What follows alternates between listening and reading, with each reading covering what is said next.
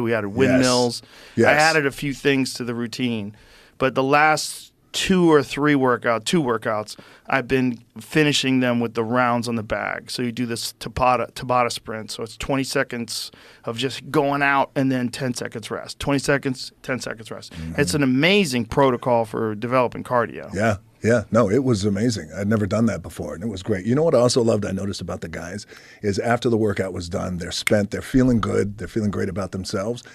And I think pretty much all of them said, hey, we're doing this tomorrow, right? Yeah. It was good. Yeah. Because, when that shit really kicks your ass, you don't ask that question. Well, if they wake up sore, who knows? Because there's a few things that we did that are their legs are gonna be sore for sure, for like the between the leg stuff and the windmill stuff. But we'll do something different tomorrow. So tomorrow I'll get them in here. We'll do something different to keep them going. Are you banging them out like, would you say 5 times a week? Whenever they want to come. So like right now it's been 3 days a week, but I'm like, if you guys want to go 5 days a week, we'll go 5 days a week. Yeah. Like, you let me know what you want to do, and we'll do it. And I try to give them some stuff. Like if you're on the road, just do the push-ups and the body weight routine. Just try. You don't have to do 100. I do 100. I do sets of 20. Do sets of 10, 5, whatever. Just do it. Yeah. And just make sure that say if you do like 50 push-ups and 50 body weight squats one day, the next day try to make it 60. Try to get to 60. Try to eventually get to 100. And if you have to do 10 sets of 10, that's pretty easy to do. 10 is not hard. And then that last one, you're like, and eventually you'll get to a point where you could do sets of 20. And it's easy. It's not that hard to do. You like when I do 20, at the end of 20, I could do way more, but I just relax. And then I do the body weight squats. And if you keep doing it, it just conditions your body to be able to do that all the time. Yeah, absolutely. And it's a great warm-up, 15 minutes, and you're sweating. That's right. Yeah, so we started off with that, and then you go right into all the other stuff. So by that, body's already heated up, you're ready to rock. All right, guys, you already know this, but I've been drinking AG. Check it out. And ready to go. Yeah. And also, too, I feel like especially for guys like that who are just getting into it and just dipping their toes into it, feeling good, they know they have to do it. Yeah. If they're going to add some years to their life, right, and take care of their families. But also, it was cool that you realize that as these guys are doing it, they're not, again, they're not giving up, but also you could see it kind of computing in their head like, okay, 2 steps forward, maybe 1 little step back. You add the math and you do that every day, you're far down that road. You're far down that road. And that's what I keep telling them. I said, this is just a thing where you got to not slide off. Because the slide off is the hardest part. Yeah. Like the discipline is very hard, but the slide off, it's so hard to avoid the slide off. When you're used to eating bad food and fucking around and staying up late and drinking like all these guys do, it's really hard to be disciplined and just to say, no matter what, even if I travel on the road, I got to get workouts in because I can't lose ground. That's right. Yeah. That's right. Especially like wrestling. I feel like comedy is a lot like wrestling just in terms of the schedule because you guys are working at nights. Yep. Sometimes twice a night. You're starting at 7:30. You're done by, I don't know, maybe midnight, maybe longer. Right? So it's that kind of lifestyle that where you really got to be disciplined. Were you always disciplined even when you got in comedy full time and you were on the road and doing all that? I was more disciplined than other comics, but not that disciplined. Not like I am now. I think as I get older, I realize like you only have so much, like your body only has so much energy. And if you're not in shape, your body's going to have less energy. And as you get old, I have so many friends that are my age that look like they're dead. Yeah. And I'm like, Jesus Christ, I'm 56. And Yeah.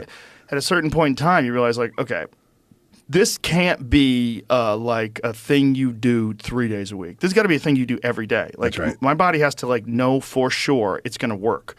And every day, work has got to get done. Yeah. And if it doesn't do that, I feel like it's going to slide off. And when I've taken days off and then I get back to it, it's like, I feel way more slide now than I did when I was 20 or 30. It's like the slide is like, it's steeper. Yes. It's steeper. It lasts longer. It's harder to get back up there again. Like, okay, stay here. Don't let it slide. Yes. Yeah. Is your slide, is it usually come by way like if you catch a fucking cold or something like that? That could happen. That, right? Yeah, that could be it. Or too many days of no sleep. Yeah. Too many days of no sleep will get me. If I'm just traveling a lot or doing something that's like very intensive and I have to get up in the morning or I have to handle something, family stuff or whatever, if I have to get up early, it's just that wrecks you. That's the one that gets you. Yeah. And then you take a day or two off and then you're like, fuck. Yeah. And then you got to travel again, and maybe you're going overseas, and then it's a long It's travel. a whole thing, yeah. man. You got to It's a plan whole out your thing. workouts. But you just have to do it. If you don't, if you have just to. decide, oh, take a nap, then you won't do it, and then you're gonna take the fucking nap later. Let's go. Yeah, you let's gotta go. go. Let's go. When you land, this is what I like doing. When I travel out of the country and I land, whatever time it is, Right to the gym. hit the gym. Yep. Yeah. Yep. That's the only way I think to avoid like significant jet lag. Yes. The other thing that they say is to fast. They say even if you're on a When you 16-hour land? flight, don't eat on the flight. They say okay. don't eat on the flight. And the I don't idea know behind why. that is I don't know why, but everybody that I've talked to says to avoid jet lag, one of the best ways is to not eat on the flight and to just sort of land, get a workout in, and let your body get back on its normal cycle. And you won't have the same kind of jet lag. and still not eat when you land. Just land, train, never and then done eat it. out. I can't do that. I've never done it. I'm on a plane and I'm eating. I'm gonna Yeah. eat 3-4 times. Gotta eat, brother, Fucking yes. eating all the time. I don't like the idea of not eating when I'm on a plane. Like, I'm gonna eat. Got to eat. Yeah, I think there's 100% something to the workout though. That seems to reset me as good as anything. It's I mean, the best. maybe not eating and then a workout would be even better, but I've never tried it. How do you do this? Because I think about this too as well. Like the difference between when you're tired and you feel like we've been here before. I know I'm fucking fatigued. Yeah. But I'm still going to push through this. And like you said, I'm going to get it in, whether it's at midnight or 7. How do you know the difference between that and compared to, Something's wrong. dude, I got to listen to my body Yeah, I think it's just an education. You have over those, time, right? Yeah, you have those days Yeah. where you do push it when you shouldn't, and then you get sick. Yeah. And you go, okay, I see what I did. Yeah. Or you have those days where you push through and you feel way better. I've had those too. And you got to kind of feel them out. And the only way you know is if you know your body. And the That's only way right. you know your body is if you push your body all the time. And try it. Yeah. Yeah.